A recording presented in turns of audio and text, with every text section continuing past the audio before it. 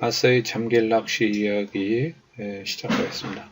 글 쓰기 전에 감사의 말을 먼저 썼습니다. 소통하는 것은 익명이긴 해도 창문이 없는 집에 창문을 만드는 것과 같다, 그런 생각을 합니다. 중요하죠. 창문은 밖을 보기도 하고 밖에 있는 공기를 안으로 들어오기도 하잖아요. 제일 무서운 게 화삭화되는 거죠. 한 생각에 머물러 있고, 누구는 오만과 편견이라는 말도 하긴 하는데, 장님이 코끼리 다리 만지는 거와 같다, 그런 얘기도 있긴 한데요. 근데 그런 거를 막으려면 내려오는 물을 거슬러 올라가는 거와 같은 그런 수고를 해야 됩니다. 가만히 있으면 물이 위에서 아래로 흐르듯이 우리 생각은 화삭화되기 쉽고요. 어떤 한 생각에 머물러 이게 있을 수밖에 없습니다. 그래서 창문을 만들고 바깥 공기를 마시고, 항구 같은 곳은 바깥에 있는 문물들이, 상품들이, 또 사람들이 이렇게 들어오고 나가고 하는 곳이잖아요. 그래서 저는 그런 곳이 대화하는 것, 생각이 다른 것을 서로 설명하고 설득하고 또는 주장하는 그런 것들은 피곤하긴 한데요. 그 피곤한 만큼 발전이 있습니다. 또 그 발전만큼 더 편해지고, 윤지 아빠님 유튜브 링크를 걸어주셨고요. 의자왕님도 우럭을 잡는데 탁월한 방법이라 하셨고, 빙어보다는 미꾸라지가 더 좋은 미끼다 라고 알려주셨습니다. 이 빙어는 한번 숨쉬기 위해서 이렇게 올라오거든요.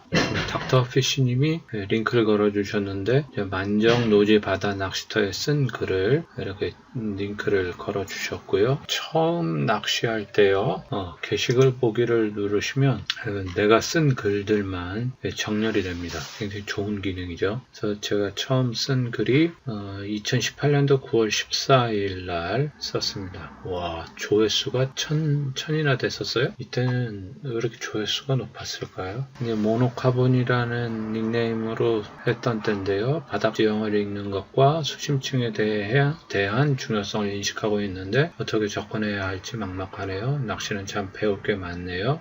이런 질문을 했습니다. 이제 닥터피쉬님이 그때도 도움이 되길 바란다며 이렇게 링크를 걸어서 써주셨습니다. 낚시를 시작하는 입장에서 고맙죠. 잠길 낚시에 대해서 쓴 질문에 대해서 또 답변을 이렇게 달아주셨습니다. 용어 정리가 중요합니다. 용어 정리를 해보면 잠길 낚시냐, 잠길채비냐, 잠수채비냐, 이런 말들을 하는데요. 이게 무슨 내용이냐면, 부력이 이제 2.5라 치자고요. 그 다음에 침력이 마이너스 2.5면 이렇게 찌가 수면에 잠기는 것도 아니고 수면 위로 올라오는 것도 아니고 수면 아래 바로 거기에 찌가 보일 정도로 이렇게 자물자물 있거든요. 그러니까 그런 채비도 어떤 명칭을 붙일 필요가 있거든요. 침력과 부력이 서로 상쇄되는 그 지점. 그죠? 그 다음에 이제 그 침력에 조금 더 힘을 줘서 찌가 천천히 가라앉게 하는 어떤 채비를 잠길 채비라고도 하고 잠수 채비라고도 하는데, 잠길 채비로 부르겠다, 물에 잠기다, 잠수하다, 뭐가 다를까요? 아무튼 입에서 내는 소리는 요 잠길이 그 받침이 있잖아요. 닫힘 소리거든요. 그래서 잠길 채비, 어감이 좋죠. 잠수 채비, 뭔가 제 어감에는 약간 불편한 어감이 있습니다. 그 다음에 낚시를 학문으로 대하려면 그 음악도 그 예술이었단 말이에요. 그러다가 음악학이라는 도입이 됐어요. 음악학이라고 하면 박사학위를 주게 되는 거죠. 음악을 학문으로 대한다라는 것은 음악학 박사학위가 생긴다라는 거거든요. 그래서 이대, 상명대 이런 데서 이제 음악학 박사들이 나오기 시작한 때가 얼마 안 됐습니다. 학문으로서의 음악으로 이제 완전히 돌아섰다고 봐야겠죠.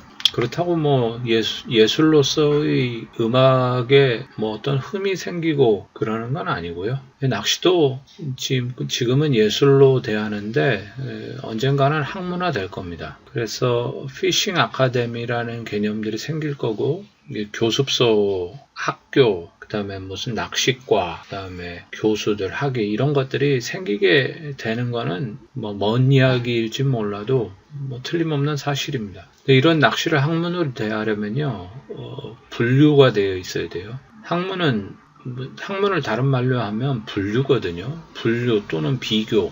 분류학과 비교학이 근간이거든요. 근데 우리가 쓰는 말들이 학문적인 용어라기보다는 그냥 그 선배 후배, 그 관습적으로 써오는 용어입니다. 그래서 그 말이 좀 또렷하지가 않고요. 세밀하지가 않아요. 그래서 전유동, 반유동이라는 말도 뭐 전유동 낚시, 반유동 낚시 라고 말할 수도 있겠지만 정확한 명칭은 전유동 채비, 반유동 채비죠. 그런 어떤 전유동이라든지 반유동이라든지 이런 것들은 기능적 분류거든요. 그게 어떤 장르로서의 대표성을 나타내는 말로도 쓸 수 있지만 따지고 들어가면 쓸 수 없는 말입니다. 그냥 기능적 분류지 그것이 어떤 장르와 동일어로 쓰이는 건 그냥 아는 사람들끼리는 할 수 있는 이야기는 좀 몰라도 그렇지 않아요. 저는 이 전유동이라는 말도 정확한 명칭은 아니라고 봐요. 유동이라는 말이 맞을 거예요. 유동의 한 분과 중에 전유동이 있는 거죠. 또는 전층이 있는 거고요. 반유동도 그 유동의 반대라는 말인데 유동이 아니라는 말인데 그런 말도 있지만 고정이라는 유동이 아니라는 말보다는 고정 낚시, 유동 낚시 이렇게 대분류로 보면 유동 낚시와 고정 낚시로 이름을 명명하는 게 좋지 않나 싶어요. 전유동과 이 반유동이라는 명칭을 누가 만들었을 것 같아요? 제조사들이 만들었겠죠. 뭐 세상은 복잡한 것 같아도 사실 심플합니다. 시장 논리거든요. 그러니까 제조사들이 어떤 이런 낚시의 형태와 제품들, 거기에 쓸 수 있는 채비들, 반유동 낚시의 제조사들이 이런 자기들의 제품을 홍보하고 자기들의 그 제품과 낚시 채비와 소품들을 설명하기 위해서 만든 명칭들입니다. 그렇지 않겠어요? 온라인, 오프라인이라는 말로도 이 유동과 반유동을 설명하려 했고요. 이 형이하학과 형이상학이라는 말인데 형이상학이 메타피직스입니다. 형이하학은 피직스고요. 형이상학이라고 번역하고 형이하학이라고 번역을 하니까 뭔가 위아래의 개념이잖아요. 그 메타라는 거는 위아래의 개념이 아니라 애프터입니다. 또는 beyond. 그러니까 피직스 다음에 나오는 오버가 아니라 이렇게 beyond 하는 뭔가 초월하는 그런 학문이라는 뜻인 거죠. 쉽게 말하면 보이지 않는 거라는 뜻이죠. 근데 이거를 번역을 형이 상학 하학으로 번역하니까 뭔가 계급처럼 보이잖아요. 이런 번역도 의도적인 번역입니다. 어떤 그 시대를 알 수 있는 번역인 거죠. 아무튼 낚시인이 낚시 기준을 유동과 반유동으로 잡았다라는 것은 낚시의 본질을 이해하는 하나의 길잡이가 될 것이다. 이건 중요한 이야기입니다. 네. 물고기가 무엇에 반응하느냐 또는 무엇에 더 반응하느냐 라는 거죠. 이제 물고기 해부학으로 들어가 보면 더 재밌겠죠. 물고기 비닐이라든지 물고기 비닐의 옆에 있는 점선들 아시죠? 그 점선을 뭐라 부르는지 모르겠어요. 근데 이제 그런 것들이 하는 역할들, 지느러미의 역할들, 그 다음에 물고기가 동체 시력에 발달되어 있다 하잖아요. 재미난 영상이 하나 있던데.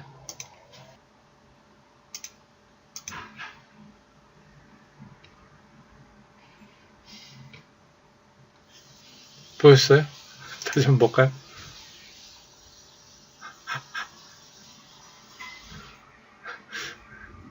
너무 웃기죠? 다시 한번.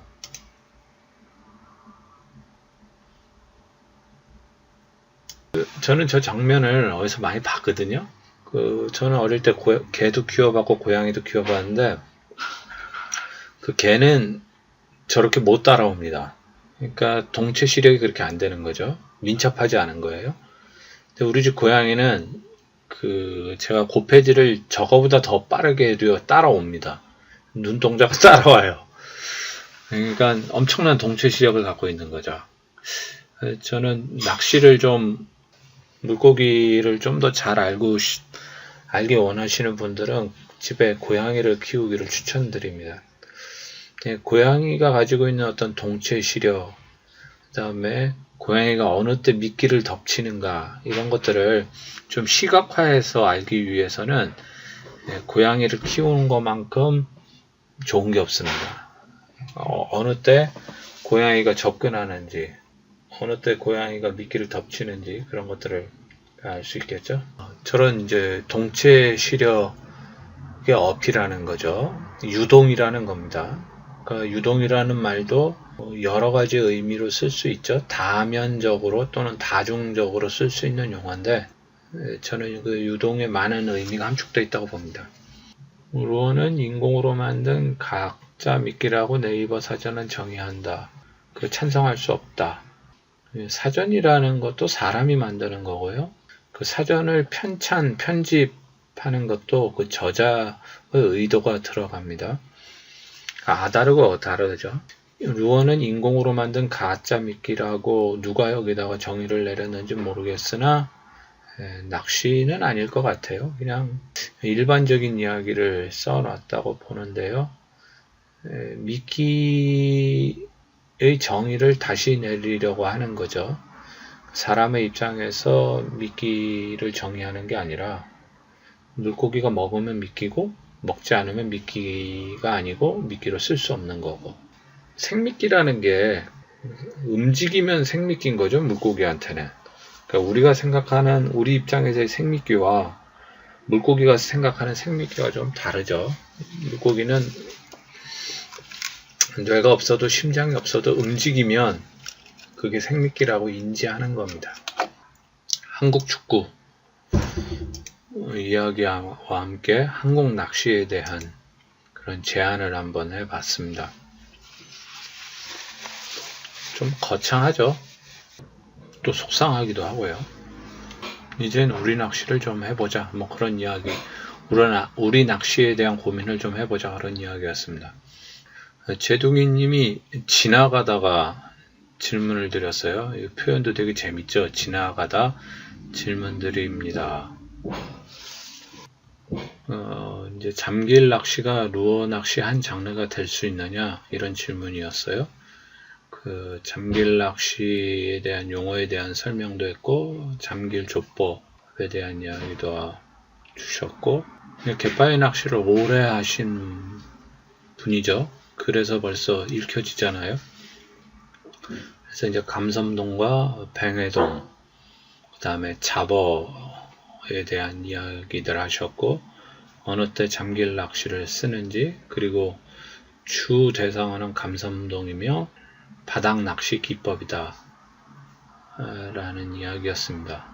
그래서 미끼의 액션보다는 수심층과 관련된 조법으로서의 잠길 조법을 설명해 주셨어요. 고맙죠? 이게 읽는 거는 쉬워도요, 이렇게 글을 쓴다라는 거는 쉽지 않습니다. 일단 지식이 있어야 되고요. 그 다음에 지식 이전에 또 뭐가 있어야 되는지 아세요? 용기가 있어야 됩니다. 지식인들이요, 대체로 좀 비겁해요.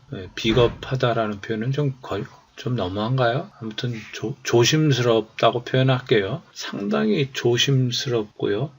자기가 가진 어떤 권위, 지식적 권위를 소중하게 생각하시는 분들이어서 이렇게 가르쳐주면 감사합니다 하고 잘 배우시면 됩니다.